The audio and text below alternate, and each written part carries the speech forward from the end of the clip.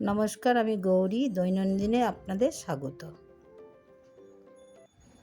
এই দেখুন, একটি বড় বাটি ভর্তি করে বিভিন্ন রকম সবজি কেটে নিয়েছি।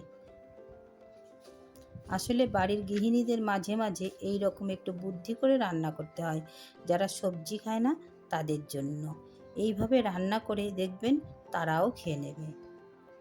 কড়াইতে তেল গরম করে তার উপর কালো জিরা, পেঁয়াজ কুচি আর কাঁচা লঙ্কা চিড়ে দিলাম।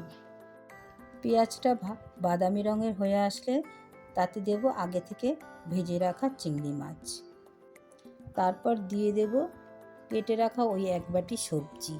এতে আলু, ঝিঙে, গাজর, বিনস, টমেটো, বেগুন সব আছে। নুন হলুদ দিয়ে ঢাকা চাপা দিয়ে ভেজে নেব।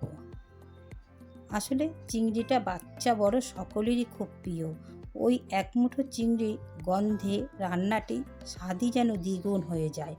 আমার বাড়ির সকলেরই এটি খেতে খুব ভালোবাসে। আপনারাও করে দেখবেন, সবার ভালো লাগবে। রেসিপিটা ভালো লাগলে একটা লাইক করে দেবেন।